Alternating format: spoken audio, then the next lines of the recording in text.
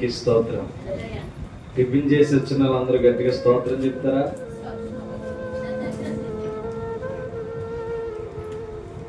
Tiffin చేసి ఇచ్చినందుకు దేవునికి స్తోత్రం. టిఫిన్ చేయనులు గట్టిగా స్తోత్రం చెప్తామా? దేవునికి స్తోత్రం. దేవుని యొక్క నామాన్ని బట్టి ఆకలితో వచ్చిన వారికి ఆకలి, ఆకలితో రాని వాళ్ళకి కూడా ఆకలితో పెట్టుకుంటాం. దేవుని యొక్క ఉన్నతమైన వాక్యాన్ని మనం చదువుకునే ముందు ఒక మాట చదువుకుని మనం ప్రార్థన చేసుకునే వాక్యానికి వెళ్దాం. 36వ వచనం చదువు. 7వ అధ్యాయము 36వ వచనం.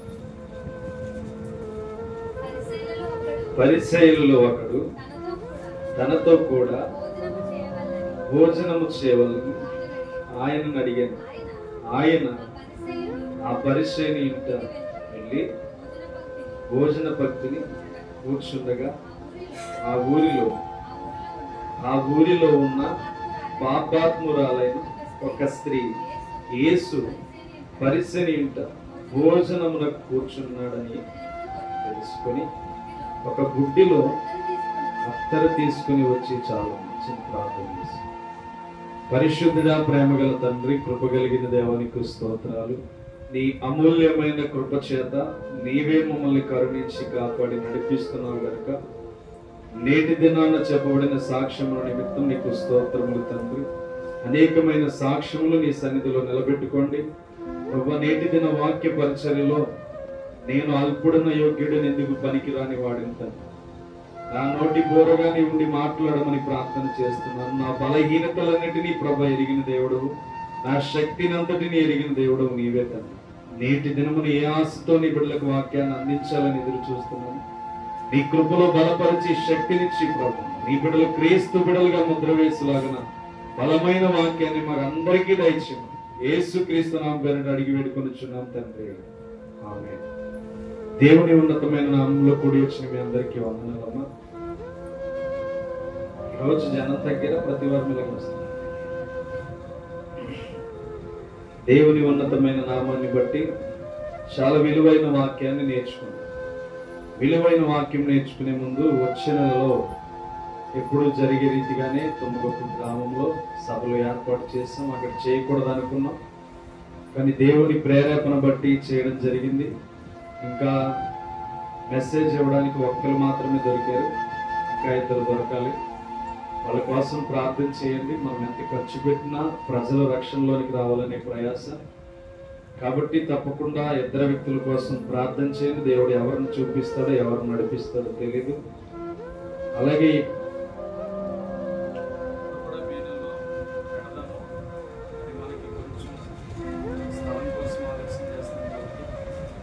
అడిగితే బాగుంటుంది అని మనకు ఆలోచన. ఎందుకంటే చర్చి పక్కనే మనం మీటింగ్ పెడితే చాలా సంతోషంగా ఉంటుంది, మనకు కూడా సన్నగా ఉంటుంది. దాని గురించి మే నెలలో మనం డేట్లు ఫిక్స్ చేసాం. మే నెలలో డేట్లు ఫిక్స్ చేసి మనం అది కూడా ఓకే చేసాం. ఎందుకంటే నాన్నగారు ఎప్పటి నుంచో 16 సంవత్సరాల నుంచి నడిపిస్తున్నారు. అది ఆపడం మంచిది కాదని అనిపించింది మనసుకి. అందుకనే ఈ 16వ సంవత్సరం కూడా అక్కడ సభలు ఏర్పాటు చేయడం జరిగింది. దేవునికి స్తోత్రం. ఏదేమైనా మనం క్రీస్తులో ఎదగడం అనేది అంత్యకాలంలో చాలా ప్రాముఖ్యమైనది. కాబట్టి ఇక్కడ ఈ యొక్క వాక్యాన్ని బట్టి మనం చూస్తే పరిసయ్యుల ఇంటికి దేవుడు యేసుక్రీస్తు వారు వెళ్ళడం జరుగుతుంది. ప్రతి ఒక్కరూ మనము క్రీస్తులో ఎదగాలని అనుకుంటాం, క్రీస్తులో సాగాలని అనుకుంటాం, క్రీస్తులో నిలబడాలని అనుకుంటాం. అయితే దేవుడు ఎవరిని గమనిస్తాడు, ఎవరి దగ్గరికి వెళ్తాడు, ఎవరికి దాని దగ్గర తలంపులు ఉంటాయంటే ఇక్కడ చూసినట్లయితే ఇద్దరు వ్యత్యాసం కనబడుతుంది. అక్కడ పరిసయ్యుడు తన ఇంట చేర్చుకొని భోజన పంక్తిని తనతో పాటు కూర్చోవాలని చేయాలని ఇష్టపడుతున్నాడు. ఈరోజు మనము కూడా క్రీస్తులో ఎదగాలని చాలా ఆరాటంతో ఉంటాం. ఎలా అయినా తప్పులు చేయకూడదు, ఎలా అయినా పొరపాట్లు చేయకూడదు, ఎలాగైనా మన బలహీనతలను బట్టి దేవుణ్ణి అవమానపరచకూడదని మనం అనుకుంటూ ఉంటాం. అయితే దేవుని యొక్క ఉన్నతమైన కృపను బట్టి దేవుడు ఎవరిని చూస్తాడు, ఎక్కువగా దేవుని దృష్టి ఎవరి మీదకి వెళ్తుంది దేవుడు ఎవరిని గమనిస్తాడు అనే ఆలోచన చేస్తే, ఎవరైతే తగ్గించబడి తన జీవితాన్ని ప్రతి దినము కాపాడుకుంటారో, ఎవరైతే తగ్గింపు కలిగిన స్వభావంతో తన యొక్క రూపంలో క్రీస్తుని ఇతరులకు ఎలా అయితే పరిచయం చేస్తారో, దేవుడు వారి యందు లక్ష్యం ఉంచడం ప్రారంభిస్తాడు.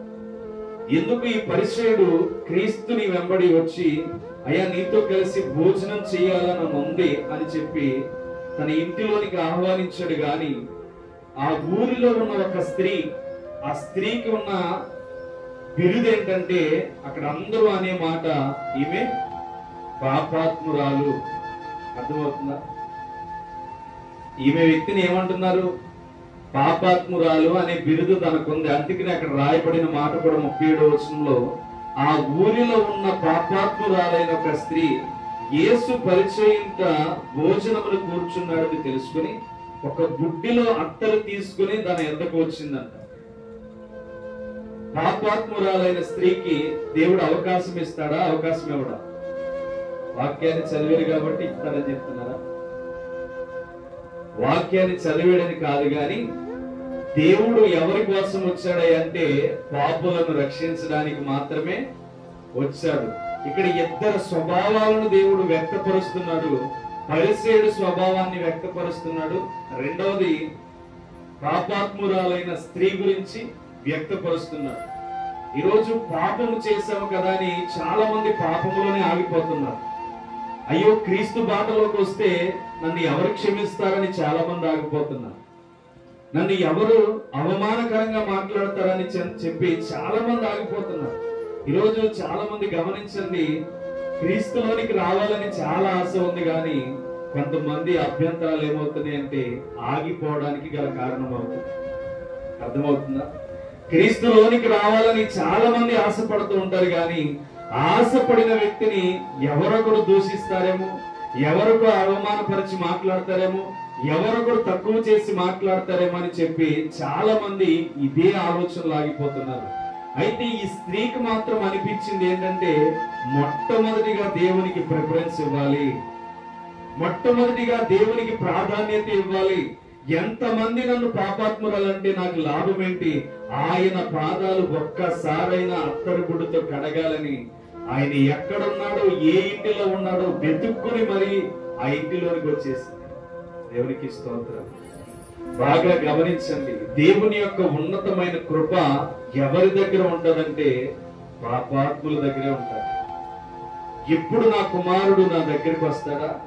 ఎప్పుడు నా కుమార్తె నా దగ్గరికి వస్తుందా? తన పాపములకు కన్నీటితో ప్రాయశ్చిత్తం పడుతుందా? తన పాపములు చేసినవన్నిటిని విడిచిపెట్టి నా ఒడిలోనికి వస్తుందా అని దేవుడు ఎంతగానో ఎదురు చూస్తూ ఉంటాడు. అందుకని ఆ పరిసేయుడి కోసం అంటున్న మాట ఏంటంటే, నేను నీ ఇంటిలోకి వచ్చిన గాని నువ్వు నన్ను లెక్క చేయలేదు, నేను నీ ఇంటిలోనికి వచ్చి కూర్చున్నాను గాని నువ్వు నాకు ఏది గనపరచలేదు. కానీ ఈమె నేను ఎక్కడున్నానో తెలుసుకుంది, ఈమె ఎక్కడి నుంచి వచ్చిందో తెలుసుకున్నాను. ఆమె హృదయం అంతా దేనిపైన ఉందంటే, నేను వచ్చి కూర్చోగానే తన యొక్క కన్నీరుతో తల వెంట్రుకలతో నా పాదములు తొడవడం ప్రారంభించింది. ఈరోజు మనం దేవుని వాక్యాన్ని వింటున్నాం, కానీ రహస్యంగా కన్నీటి ప్రార్థన మన జీవితంలో కనబడట్లేదు. రహస్యమైన కన్నీటి ప్రార్థన మనకి ఎప్పుడు వస్తుందంటే, దేవుని పాదాల పట్టుకుని ఏడుస్తున్నప్పుడే వస్తుంది. దేవుడు అనేకమైన విషయాల్లో మనకి చాలా నేర్పిస్తూ ఉంటాడు. నేర్పిస్తున్న ప్రతి విషయంలో మనం ఏం చేయాలంటే, మన అవసరతల కోసం కన్నీరు పెట్టడం కాదు, కానీ దేవునికి నా నుండి అవసరం ఏముందా అని చెప్పి మనం కన్నీరు పెట్టాలి. నా నుండి నీకేం అవసరం ఉంది ప్రభువా? నా నుండి నీకే బహుమతి కావాలి ప్రభువా? నా నుండి నీకు ఏమి ఇష్టపడుతున్నావు ప్రభువా? నాలో నన్ను ఏమి చూసి ఇష్టపడ్డావు ప్రభువా? నాలో ఉన్న ఏ స్థితిని చూసి ఇష్టపడ్డావు ప్రభువా? నన్ను గూర్చి నీకు ఏం కావాలో చెప్పు ప్రభువా అని చెప్పి మనం అడిగితే దేవుడు మనకి ధారాళముగా తన యొక్క విషయాలను తెలియపరుస్తూ ఉంటాడు. కానీ మనము మన అవసరతలను బట్టి అడుగుతాం. అర్థమవుతుందా? ఏమండి, ఇంతమందిలో మనం ఉన్నాం, మన కన్నీటి బొట్టును ఎవరైనా చూడగలుగుతున్నారా? రహస్యంగా ఏడుస్తున్నప్పుడు, కుమిలి మనసులో వేధిస్తున్నప్పుడు మనల్ని ఎవరైనా చూడగలుగుతున్నారా? లేకపోతే ఎంతో వేదనతో నలిగిపోయి దుప్పటి కప్పుకుని ఏడవగలుగుతున్నాము. వీటన్నిటిని బట్టి మనల్ని ఎవరైనా చూడగలుగుతున్నారా? ఎవరు చూడరు. మరి ఎవరు చూస్తారంటే నీ హృదయములను ఎరిగిన దేవుడు, నిన్ను పరిశోధిస్తున్న దేవుడు ఏం చేస్తాడంటే నువ్వు ఎందుకు కన్నీరు కారుస్తున్నావని నీ హృదయంలోనికి వచ్చి దేవుడు నిన్ను చూస్తాడు. దేవునికి స్తోత్రం. తన హృదయమును ఎలా అయితే మనతో ఎలా ఉండిపోవడానికి ఇష్టపడ్డాడో అలాగే మన హృదయం కూడా ఆయనతో ఉండిపోవడానికి ఇష్టపడే దేవుడు అంతగా మనతో కలిసి ఉండడానికి ఇష్టపడతాడు. నువ్వెన్ని రాత్రులు కన్నీటితో ఏడుస్తున్నావు, కనపడకుండా చీకటిలో కన్నీరు కారుస్తున్నావు, కనపడకుండా ఒకరికి తెలియకుండా ఒకరు బాధపడుతున్నారో ఆ విషయాలన్నీ దేవుడు ఏం చేస్తాడంటే కనిపెడుతూ ఉంటాడు. అర్థమవుతుందా? దేవుని యొక్క వాక్యంలో ఉన్నది అదే మనం గమనించాలి. దేవుడు ఎవరి దగ్గరకు వస్తాడయ్యా అంటే బాధపడుతున్న వ్యక్తుల దగ్గరకు వస్తాడు. దేవుడు ఎవరిని చూస్తాడయ్యా అంటే బాధపడుతున్న వ్యక్తుల దగ్గరికి వస్తాడు. ఎందుకంటే దేవుని యొక్క హృదయం ఎక్కడుంది అంటే నీతిమంతులతో లేదు, గాని పాపి ఎప్పుడైతే తన దగ్గరకు వస్తాడో తన వలన సంతోషాన్ని వెతుక్కోవడానికి దేవుడు చూస్తూ ఉంటాడు. దేవునికి స్తోత్రం. అందుకే నీ లూకా సువార్తలో కూడా రాయబడి ఉన్న మాట చూడండి, 15వ అధ్యాయము 10వ వచనం చూడండి.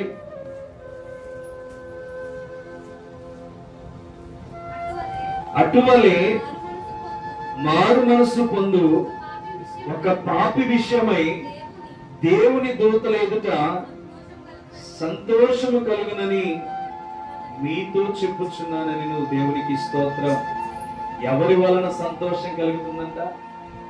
పరలోకమందు సంతోషం ఎవరిని బట్టి కలుగుతుందంటే ఒక పాపి మారు మనసు పొందడం వలన దూతలు సంతోషంతో ఉంటున్నాయంట. దేవునికి స్తోత్రం. అందుకని దేవునికి ఎవరయ్యా ఎక్కువ ఇష్టం అంటే పాపులు మాత్రమే దేవునికి ఇష్టం, రక్షణ లేని వారు మాత్రమే దేవునికి ఇష్టం. అందుకనే వాక్యంలో సెలవిస్తున్న మాట, 99 గొర్రెలను విడిచి తప్పిపోయిన ఒకే ఒక్క గొర్రె కోసం దేవుడు వెతుకుతున్నాడు. అర్థమవుతుందా? 99 గొర్రెల విడచి తప్పిపోయిన గొర్రెను వెదకి. అర్థమవుతుందా? ఈ శిలువ ధ్యానంలో పాడే పాట అది. సిలువ చింత చేరిన నాడు కలుషములను కడిగి వేయు. అర్థమవుతుందా? ఆ పాటలో ఉన్న అంతర్యం చూడండి. సిలువ చెంత చేరినప్పుడంట మన కల్మషమును అంతా ఏం చేస్తుందంటే ఆ సిలువ కడిగి వేస్తుందంట. అందుకనే ఎప్పుడైతే ఒక పాపి దేవుని దగ్గరికి వస్తాడో నన్ను ఎవరో చూడరు, నేను పాపిని పాపిని అని అడుగు పెడితే దేవుడు నిన్నే చూస్తాడు. నువ్వెంత కన్నీరు కార్చి నేను పాపినని దేవుని దగ్గరికి వస్తావో అంతగా దేవుడు నిన్నే లక్ష్య పెడతాడు. అందుకని ఆ ఇంటిలో పరిసైడుతో అంటున్న మాట ఏంటంటే, నీవు నన్ను ఇంటిలోనికి పిలిచావు గాని కడుక్కోవడానికి నీళ్ళవలా, నీవు నా యొక్క ఇంటిలోనికి పిలిచి నాకు ప్రాధాన్యత ఇస్తున్నావు గాని నాకు విలువ ఇవ్వలేదు. ఈరోజు మనం ఇస్తున్నాము దేవునికి. దేవుని ఇల్లేదో తెలుసా? ఏంటి ఇల్లు? 1 కొరింథీ 6వ అధ్యాయం 19వ వచనం చూడండి.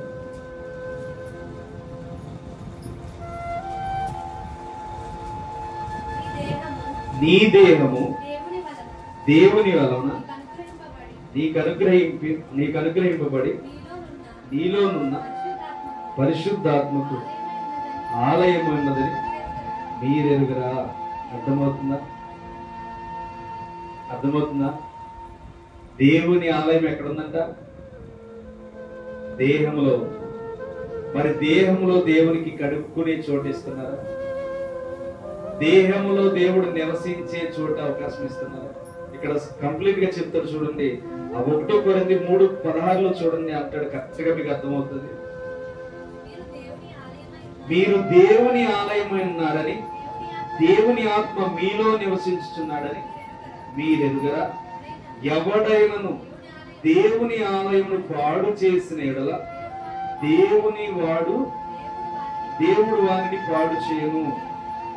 దేవుని ఆలయం పరిశుద్ధమైనది, మీరు ఆ ఆలయమై. ఎవరంట? ఎక్కడుంది దేవునికి నివాసం? చెప్పాలి. దేవుడు ఎక్కడున్నాడు? మన హృదయంలో ఉన్నాడు. మన హృదయంలో ఉన్న దేవునికి కడుక్కునే చోటిస్తున్నామా? తలవాల్చుకునే చోటిస్తున్నామా? దేవుడు హృదయంలో లేడని చాలా మంది పాపాలు చేస్తూ ఉంటారు. వాక్యం విన్నా పాపాలు చేసే వాళ్ళు ఉంటారు, తెలుసా మీకు?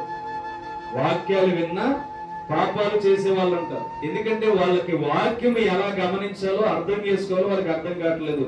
మీకు అర్థవంతంగా దేవుడు మాట్లాడుతున్నాడు కనుక మీరేం చేయాలంటే, ఆ ఇంటిలోనికి వెళ్ళినప్పుడు ఆ వ్యక్తి పరిసైడు కాలు కడుక్కోవడానికి నీళ్ళేవలా, కానీ ఈమె అత్తరు తీసుకువచ్చింది. అత్తరు తీసుకువచ్చి అత్తరు బుడ్డి పగలగొట్టి ఆయన పాదములకు రాస్తూ కన్నీటితో తడిపి తల వెంట్రుకలతో తనని ఏం చేస్తుందంటే కాళ్ళను తుడుస్తుంది. ఈ రోజుకి దేవుడికి కనీసం మన హృదయంలో ఆహ్వానం పలుకుతున్నామా?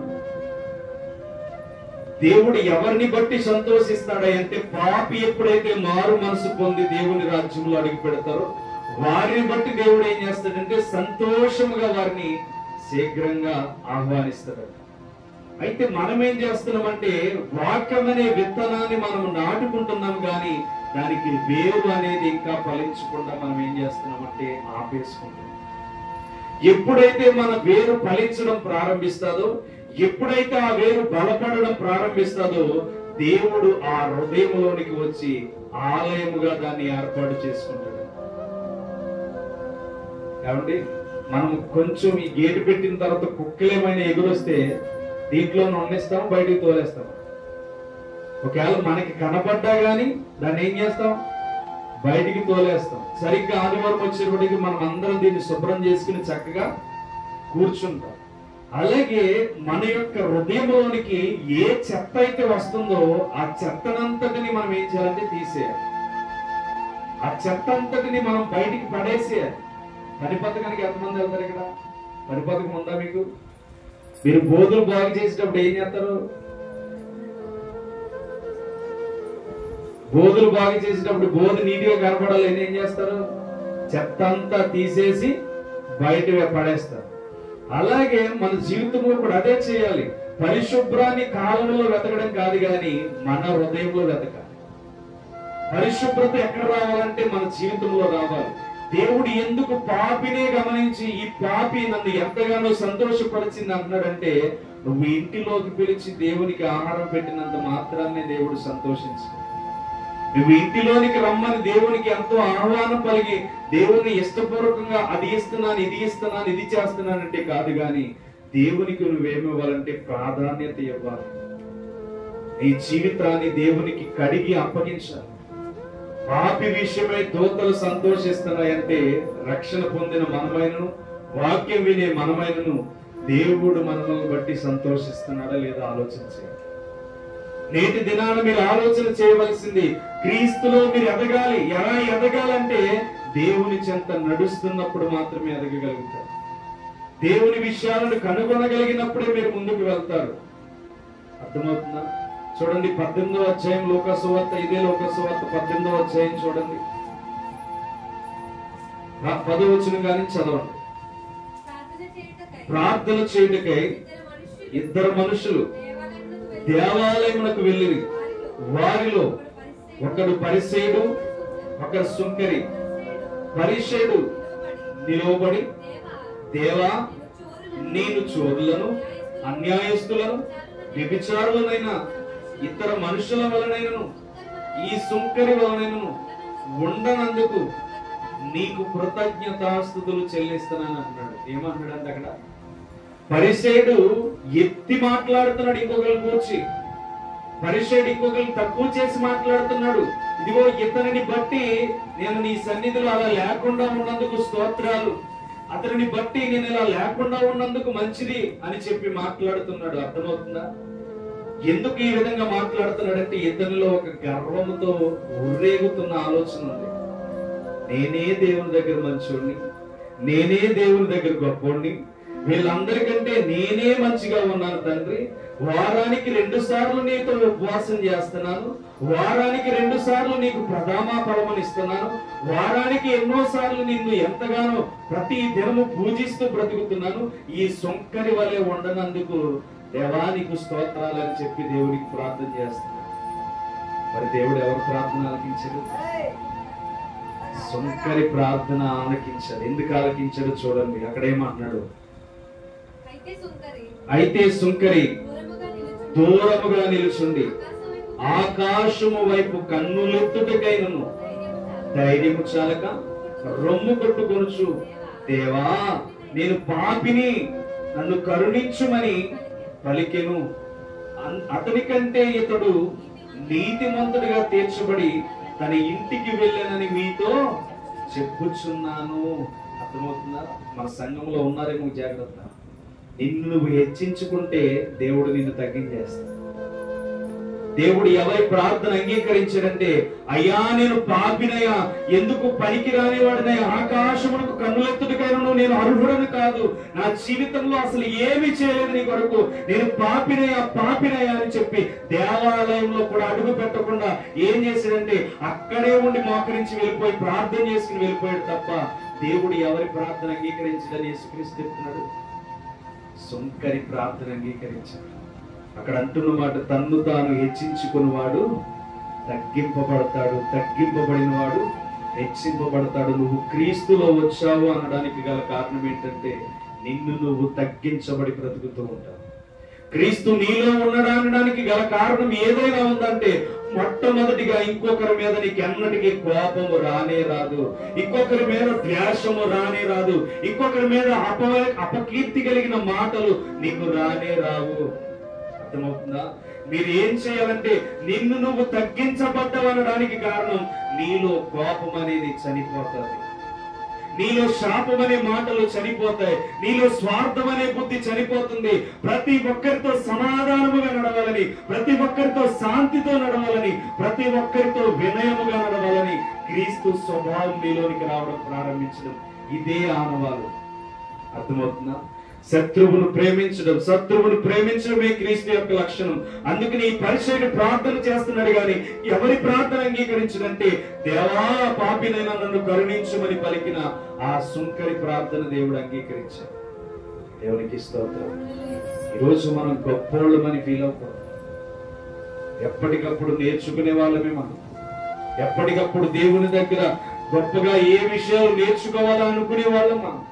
దేవుడు ఎవరిని చూస్తున్నాడు పరలోకం నుండి అంటే ఎవరైతే తగ్గించబడి తనకు తనుగా జీవితాన్ని కట్టుకుని నడుస్తున్నారో వాళ్ళని బట్టి దేవుడు ఏం చేస్తున్నాడంటే సంతోషపడుతుంది. ఎవరైతే నేను పాపిని ప్రభువా నన్ను బ్రతికించు, నన్ను మార్చు, నా జీవితాన్ని మార్చు అని చెప్పి ఎవరైతే అడుగుతున్నారో వారిని బట్టి దేవుడు సంతోషిస్తున్నాడు.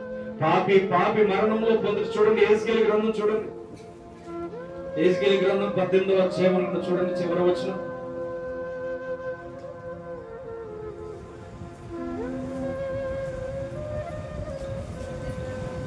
ఆ 18వ అధ్యాయం చివరి వచనం చూడండి. 21వ వచనం చదువు. అయితే దుష్టుడు తాను చేసిన పాపములన్నిటిని విడిచి నా కట్టడలన్నిటిని అనుసరించి నీతిని అనుసరించి న్యాయము జరిగించిన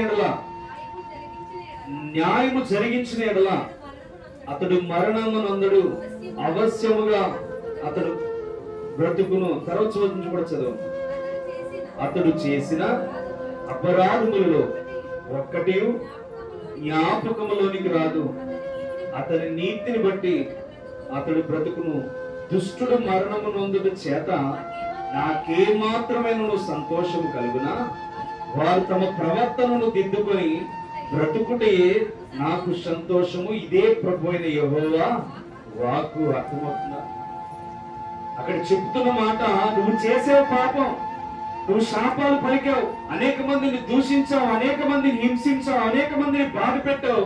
వీటన్నిటిని బట్టి నిన్ను నేను సంతోషించట్లేదు గాని వీటన్నిటిని విడిచిపెట్టి నీ పాపాన్ని ఒప్పుకొని నువ్వు ప్రాయశ్చిత్తం పడి నా యొద్దకు వస్తే నీ నీతిని బట్టి నీవు అవశ్యకముగా బ్రతుకుతావని దేవుని వాక్యం సెలవిస్తుంది.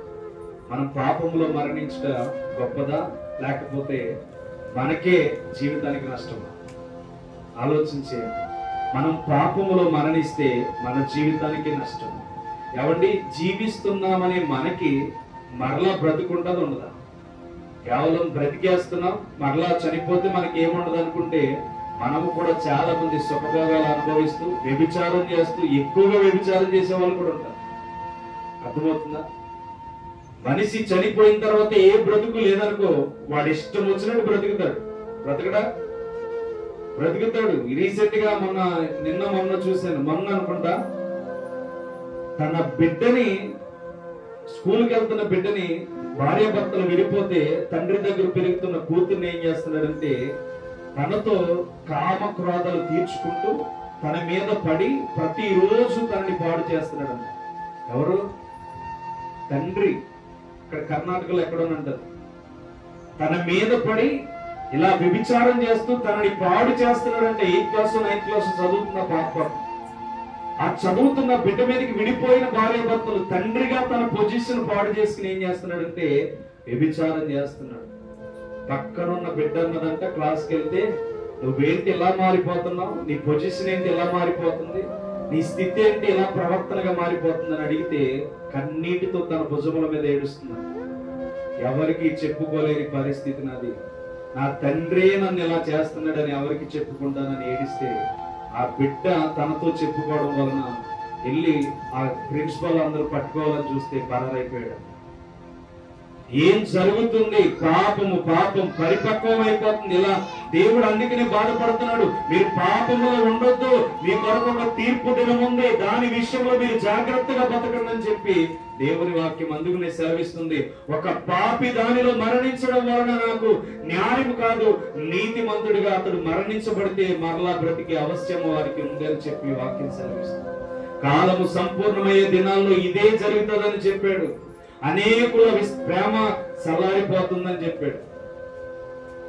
అక్రమం విస్తరించుడు చేత ప్రేమ చల్లారిపోతుందని చెప్పాడు. ఈ రోజు ప్రేమ లేదు. తండ్రికి కూతురి తల్లి అని చెప్పి ప్రేమ లేకుండా పోయింది. ప్రియుడి కోసమేమో తల్లిని చంపేసేవాళ్ళు, తండ్రిని చంపేసేవాళ్ళు. అంటే వాళ్ళకి సపోర్ట్ గా వీళ్ళు నిలిస్తే తల్లిదండ్రులు చంపేసే దినాలు ఈ రోజు కనపడుతున్నాయి. దేవుడు చెప్పాడు ముందుగానే, ఆజ్ఞ అతిక్రమించొద్దు. మనం ఎవరి బిడ్డలం అంటే క్రీస్తులో ఎదగవలసిన బిడ్డలం, క్రీస్తులో జీవించవలసిన బిడ్డలం, నీతిగా బ్రతకవలసిన బిడ్డలం. దేవుడు ఎవరిని చూస్తున్నాడు అంటే పాపులను పసిగడుతున్నాడు. ఎవడు వచ్చి నా సన్నిధిలో మోకరించి తను చేసిన పాపాలన్నింటినీ ఒప్పుకుని నా ఎదుట నీతిమంతుడిగా నిలబడతాడని చెప్పి, అందుకనే దేవుడు ఎవరిని చూస్తున్నాడంటే పాపుల్ని మాత్రమే చూస్తున్నాడు. ఆ సుంకరి దేవుడికి ప్రాధాన్యత ఇస్తున్నాడు, ఆ పరిసయ్యుడు ప్రార్థనలో దేవుడికి ప్రాధాన్యత ఇస్తున్నాడు. కానీ వారిద్దరిని దేవుడు లెక్క చేయాలి. ఎవరిని లెక్కేస్తున్నాడు అంటే కన్నీటితో పాదములు తరిపి, నేను పాపిని ప్రభువా, వ్యభిచారిని ప్రభువా, నన్ను క్షమించి ప్రభువా, ఇదిగో ఈ అత్తరు తీసుకొచ్చిన పాపములను క్షమిస్తావని కన్నీటితో నా తల వెంట్రుకలతో తుడుస్తున్నానంటే ఆమెని దేవుడు అక్కడ కనపరుస్తున్నాడు. దేవునికి స్తోత్రం. ఈరోజు పాపం మన శరీరం మీద పడుతుందని మన ఇష్టం వచ్చినట్టు నడిస్తే, పాపం మన జీవితం మీద విర్రమేగిపోతుందని మన జీవితం నడిస్తే, ఒక రోజు దేవుడు తీర్పు దగ్గర నిలబెట్టినప్పుడు అగ్నిగుండంలో త్రోసేసి నీకు నాకు సంబంధం లేదని దేవుడు చెప్తాడు.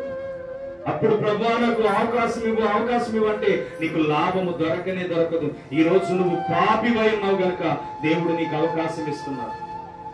నువ్వు క్రీస్తులో ఎదగడానికి దేవుడు అవకాశం ఇస్తున్నాడు. నీ దగ్గర బంగారమే ఉండొచ్చు, వెండే ఉండొచ్చు, ఆస్తే ఉండొచ్చు, కానీ దేవుని దగ్గర నువ్వు నీతిమంతుడిగా లేకపోతే అవంతా వృధాయే. దేవుని దగ్గర నీతిమంతుడిగా నీవు కనబడకపోతే అదంతా వృధాగా మారిపోతుంది. ఏదైనా దేవుని దగ్గర నిలబడవలసిన రోజు ఒకటి ఉందని గుర్తుపెట్టుకో. దేవుడు ఎందుకు పాపులను ప్రేమిస్తున్నాడంటే వాళ్ళ కొరకే దేవుడు వచ్చాడు, వాళ్ళ కొరకే దేవుడు పరిగెత్తికి పరలోకం నుండి దిగి వచ్చాడు. గనుక మనం ఏం చేయాలంటే పారిపోతున్న దుష్టులందరినీ దేవుని సన్నిధిలోనికి తీసుకువచ్చే రీతిగా మనము క్రీస్తుని మన హృదయంలో మన స్వభావాన్ని బట్టి ఇతరులకు చూపించాలి. క్రైస్తవుడిగా బ్రతుకుతూ ఎందుకు కోపం వస్తుంది? క్రైస్తవుడిగా కోపము నీకు ఎదురు ఇంకొకరి మీద దాడి చేయాలనే ఆలోచన ఎందుకు వస్తుంది? ఇంకొకరిని క్షమించాలనే ఆలోచన నీలో ఎందుకు రావట్లేదు? జాగ్రత్త. దేవుడు ఎవరిని చూస్తాడంటే తగ్గించబడిన వారిని దేవుడు చూస్తాడు. క్రీస్తు ఎప్పుడు నీలోనికి వస్తాడంటే ఆయన మాటకు నువ్వు లోబడినప్పుడు క్రీస్తు నీ ఎదుటికి వస్తాడు. క్రీస్తు జీవితాన్ని నువ్వు కలిగి జీవించినప్పుడే ఆయన ప్రణాళిక ప్రకారం నీ జీవితం వెలిగించబడుతుంది. దేవునికి స్తోత్రం.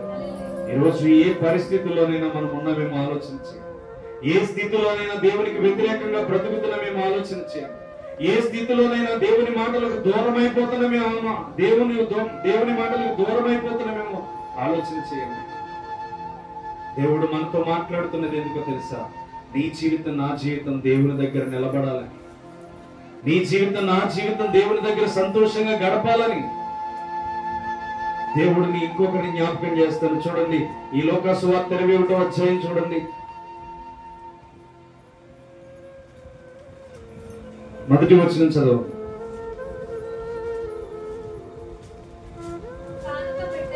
కానుక పెట్టెలో తమ కానుకలను వేయుచున్న ధనవంతులను ఆయన పారజూచెను. ఒక బీద విధవరాలు 2 కాసులు అందులో వేయుచుండగా చూచి, ఈ బీద విధవరాలు అందరికంటే ఎక్కువ వేసినని నీతో నిజముగా చెప్పుచున్నాను. వారందరూ తమకు కలిగిన సమృద్ధిలో నుండి కానుకలు వేసిరి గాని ఈమె తన లేమిలో తనకు కలిగిన జీవనమంతయు వేసినని వారితో చెప్పిన. దేవునికి స్తోత్రం. దేవుడు ఎక్కడ గమనిస్తున్నాడు, ఎలా గమనిస్తున్నాడంటే నీ పై రూపాన్ని దేవుడు లక్ష్య పెట్టట్లా. అక్కడ గమనించినట్లయితే అక్కడ అందరూ వేస్తున్నారు, కానీ బీద విధవరాలు హృదయాన్ని ఎందుకు దేవుడు కనిపెట్టాడంటే తన హృదయంలో ఏ కల్మషము లేకుండా దేవునికి ఇచ్చేయాలి అన్న తలంపులు తను వేస్తుంది. దేవుడు ఎవరిని చూశాడంటే అక్కడ వెండి బంగారాలు వేస్తున్న వాళ్ళు ఉన్నారు, అధిక సంపన్నత కలిగిన వాళ్ళు, ఆమె కంటే ఎక్కువ వేసే వాళ్ళు ఉన్నారు. కానీ దేవుడు అక్కడ చూస్తున్న వారిని ఎవరినో తెలుసా? బీద విధవరాలని చూస్తున్నాడు. ఎందుకని? తన హృదయంని దేవుడు గమనించాడు. వేస్తున్న చేతులను చూడలేదు, తన హృదయమును గమనించాడు. ఎలా ఇస్తుంది, తను ఎలా దేవుని సన్నిధికి అర్పిస్తుంది, తన దేవుని సన్నిధిలో ఎలా వేస్తుంది అని దేవుడు ఎక్కడ చూశాడంటే హృదయాన్ని చూశాడు. అర్థమవుతుందా? మనం ఏం చేయాలంటే దేవుడు గమనించేది శరీరాన్ని కాదు హృదయాన్ని అని చెప్పి మీరు ఏం చేయాలంటే క్రీస్తు బాటలో నడవడం ప్రారంభించాలి. క్రీస్తు విషయాలను పసిగట్టడం ప్రారంభించాలి. దేవుడు ఏది చూస్తున్నాడు అంటే చేతులతో ఇచ్చేది కానీ హృదయంలో నీవు ఇస్తున్న ఆలోచనను దేవుడు గమనిస్తాడు. హృదయంలో నువ్వు ఏర్పాటు చేసుకున్న తలంపును దేవుడు గమనిస్తాడు. 100 రూపాయలు ఇచ్చావా, 10 రూపాయలు ఇచ్చావా, 20 రూపాయలు ఇచ్చావా అని కాదు, కానీ ఆ బీద విధవరాలు హృదయంతో ఇవ్వడం ప్రారంభించింది. ఆ బీద విధవరాలు హృదయంలో ఇవ్వాలనుకుంది దేవునికి, తనలో ఉన్నదంతా ఇచ్చేసింది. అందుకని దేవుడు ఏం చేస్తున్నాడంటే హృదయాన్ని ఎరుగుతున్నాడు. అందుకని సామెతల గ్రంథం 16వ అధ్యాయం మొదటి వచనంలో కూడా ఏం మాట్లాడుతున్నాడు చూడండి.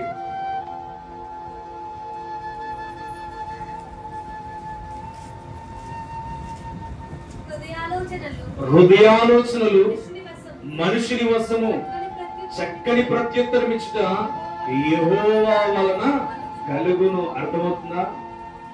హృదయాలోచనలు మన వశములో ఉన్నాయి, చక్కని ప్రత్యుత్తరం ఇచ్చేది ఆయన వశములో ఉన్నది. ఇప్పుడు బీద విధవరాలు 2 కాసులు వేస్తున్నప్పుడు దేవుడు ఆమె కంటే ఎక్కువ ఇస్తున్న వాళ్ళని చూడలేదు, కానీ తన హృదయాన్ని దేవుడు చూశాడు. అందుకని మనుషులు అనుకుంటారు అది చేస్తున్నాను, ఇది చేస్తున్నాను, ఇది చేస్తున్నాను అని చెప్పి గొప్పగా డొప్పు కొట్టుకుంటారు, కానీ డొప్పు కొట్టుకునే వాళ్ళని కాదు, కానీ హృదయంలో నుంచి ఇవి చేస్తుందా లేదా అని చూస్తాడు. హృదయంలో నుంచి మాట్లాడుతున్నా లేదని చూస్తాడు. హృదయపూర్వకంగా ఇంకొకరితో సమాధానంగా ఉందా లేదని చెప్పి నీ పై మాటను దేవుడు లక్ష్య పెట్టాడు, కానీ హృదయంలో ఉన్నదాన్ని లక్ష్య పెడతాడు. అందుకనే శత్రువును ప్రేమించేటప్పుడు ఎలా ప్రేమించాలంటే హృదయంతో ప్రేమించాలి. కొంతమంది మాటలతో ప్రేమిస్తారు, కొంతమంది పైన మాట్లాడతారు, కొంతమంది పైన మాట్లాడేసి అయ్యో మాట్లాడిందిలే అని సంతోషపరచాలనుకుంటాడు, కానీ ఆమెతో నువ్వు హృదయపూర్వకంగా అతడితో హృదయపూర్వకంగా మాట్లాడవలేదు. దేవుడు ఎక్కడ పరీక్షిస్తాడంట? హృదయాన్ని పరీక్షిస్తాడు. హృదయాలోచనలు మనిషిని వశము, చక్కని ప్రత్యుత్తరం ఇవ్వడం ఎవరి చేతిలో ఉంది? దేవుని చేతిలో ఉంది. ఇష్టం వచ్చినట్టు హృదయంలో కలిగినది ఇచ్చేస్తున్నాం అనుకున్నావు, కానీ చక్కని హృదయాన్ని దేవుడు గమనిస్తాడు, తెల్లని హృదయాన్ని దేవుడు గమనిస్తాడు. అర్థమవుతుంది? అందుకని వాక్యం అంటది హృదయము అన్నిటికంటే మోసకరమైనది. కాబట్టి మన స్వాధీనంలో ఈ హృదయాన్ని పెట్టుకున్నాం అనుకో మనం మోసపోతాం. అదే దేవునికి అప్పగించేసామనుకో దేవుడు ఏం చేస్తాడంటే గొప్ప ఖ్యాతిని మహిమను దేవుడు మనకి తీసుకొచ్చి పెడతాడు. అర్థమవుతుందా? బలుల అర్పించుట కంటే మాట వినుట శ్రేష్టము. అర్థమవుతుందా? మాట వినండి. దేవుడు వాక్యం మనతో మాట్లాడినప్పుడు నీ శత్రువు ఎవరైనా సరే హృదయపూర్వకంగా వారితో మాట్లాడు.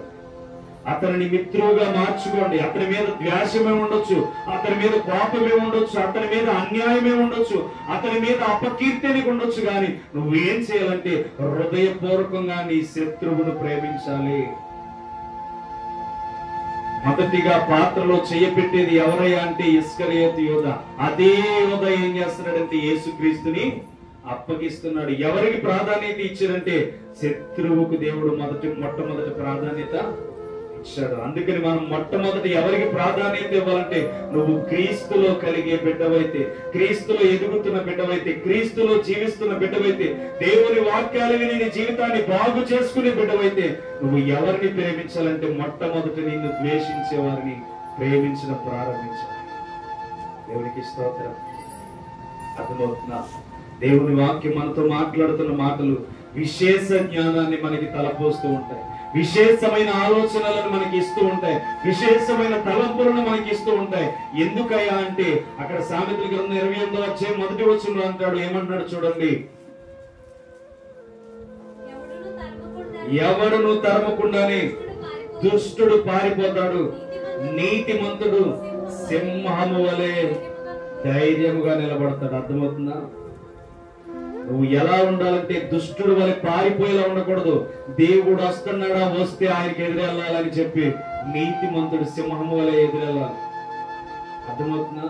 క్రీస్తు వస్తున్నాడని రేపో నేడో ఎల్లుండో రాబోతున్నాడని తెలిస్తే నువ్వేం చేయాలంటే సింహము వలె నేను క్రీస్తు ఎదుట నిలబడతానని ఉండాలి.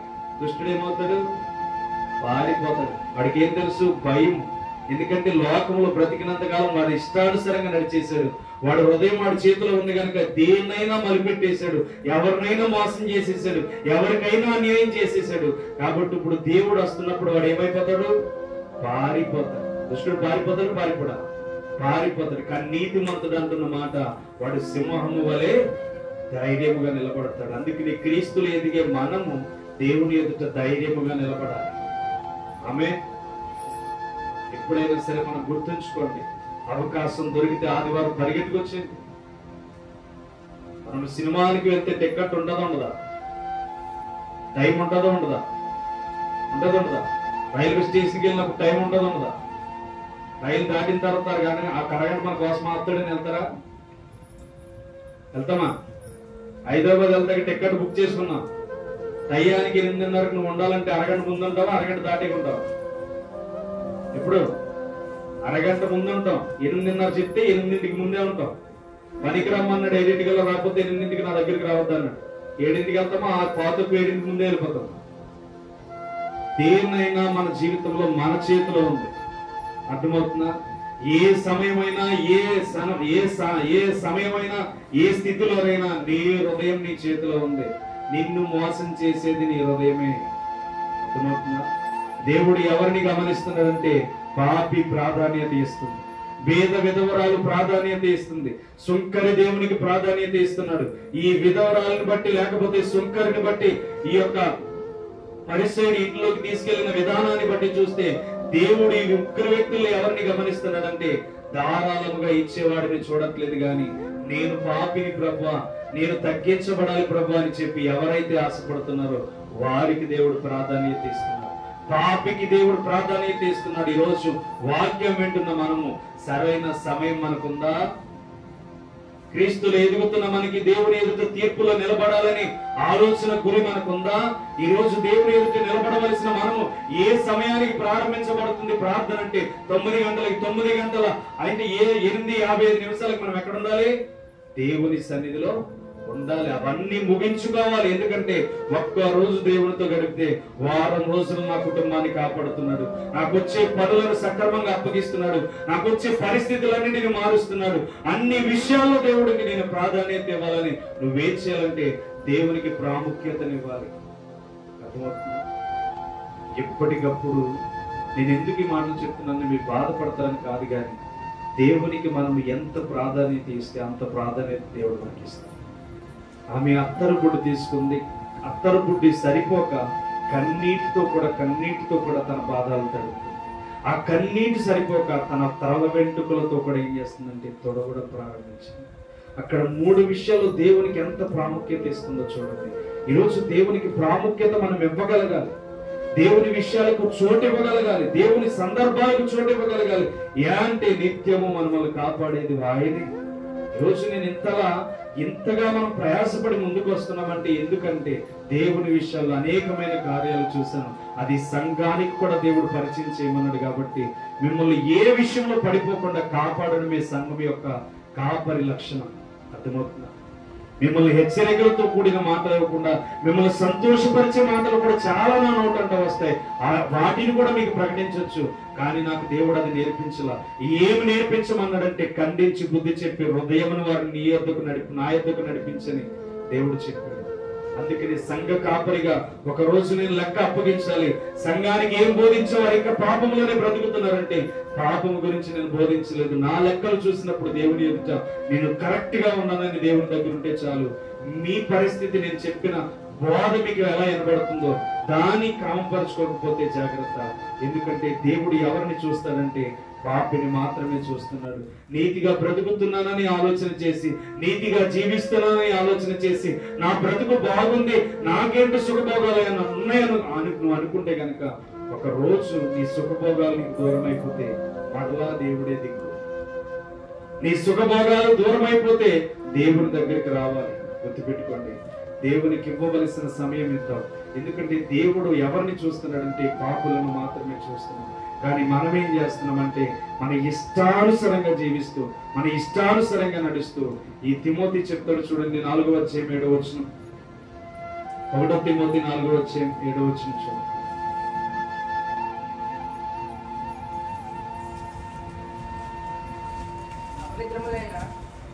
అపవిత్రములైన ముసలమ్మ ముచ్చట్లను విసర్జించి దేవభక్తి విషయంలో నీకు నీవే సాధకము చేసుకొను. అర్థమవుతుందా? మనం ఏ విడిచిపెట్టేయాలంట? ముసలమ్మ ముచ్చట్లని విడిచిపెట్టేయాలి. ఎంతమంది మాట్లాడుకుంటారు ఇంటికాడ ఖాళీగా ఉంటే? నేను ఇంకొకరి గురించి వాక్యమైన తర్వాత మాట్లాడలేదన్న వాళ్ళు చెప్పండి ఒకసారి. నేను ఇంకొకరి విషయం నా నోటిలో నుంచి రాలేదు అన్న వాళ్ళు ఎవరైనా ఉన్నారా? మనకి ఎవరొకరి విషయం మన నోట్లో వస్తా. అందుకే నీ తిమోతి అన్నాడు, చదువు, మరలా చదువు, క్లారిటీగా నేను వినపడేలాగా చదువుతాను. అపవిత్రములైన ముసలమ్మ ముచ్చట్లను విసర్జించండి. దేవభక్తి విషయంలో, దేవుని భక్తి విషయంలో నీకు నీవే సాధకము చేసుకోమంటాడు. ఎవరికి వారినే సాధకముగా మారండి. దైవ భక్తిలో సాధకముగా మారండి. ఎందుకయ్యా అంటే నీవు నేను ఈ లోకానికి సంబంధించిన వాళ్ళం కాదు. నీవు నేను ఈ లోకానికి సంబంధించిన వ్యక్తులం కాదు. దేవుడు అందుకనే చెప్తున్నాడు, దైవ భక్తి గొప్ప లాభ సాధనం అనుకుని మీరు బ్రతకండి, నీకు నువ్వే సాధకముగా మారండి అని దేవుడు చెప్తున్నాడు. ఎందుకని ఈ మాట గుర్తు చేస్తున్నాను? ఇంకొకరి మాట నీకు అనవసరం, ఇంకొకరి జీవితం నీకు అనవసరం. ఎవరైనా ఆలోచన చేస్తే మన కుటుంబ పరిస్థితే మనకి సరిగ్గా ఉండదు, మనం ఇంకొకరి గురించి మాట్లాడు. దేవుడు అదే చెప్తున్నాడు, నీకు నువ్వుగా భక్తి సాధనముగా మార్చబడాలంటే ఇంకొకరి విషయం కాదు, కానీ మన గొయ్యను మనం పూడ్చుకోవడం ప్రారంభిస్తే అది పైకి వస్తే చాలు. దేవునికి స్తోత్రం. అర్థమవుతుందా? కఠినంగా మాట్లాడుతున్నాను అనుకోవద్దు. మీ హృదయాలకు తగినట్లుగా దేవుడు మాట్లాడుతున్నాడు. మాట్లాడితే ఇక్కడ లెక్క నేను అప్పగించాలి. లెక్క అప్పగించే వాడినైతే దేవుడు మాట్లాడకుండా ఆపేయమంటాడు. కానీ ఆపకుండా దేవుడు మాట్లాడుతున్నాడంటే మీ విషయంలో ఎవరి గురించి అయినా మాట్లాడితే ఇక నుంచి దేవుడు చెప్తున్నాడు, పాపినైనా క్షమిస్తాడు కానీ వాక్యం విని తప్పులు చేసేవారిని దేవుడు క్షమించడు. పరిసయ్యుడు ప్రార్థన చేస్తున్నాడు, ఆలకించడా? ఆలకించలా. సుంకరి ఈ పరిసయ్యుడు కూడా సీమోను ఇంటిలోనికి తీసుకువెళ్లి విందు పెట్టాలనుకున్నాడు. దేవుడు ఎవరిని చూశాడు అక్కడ?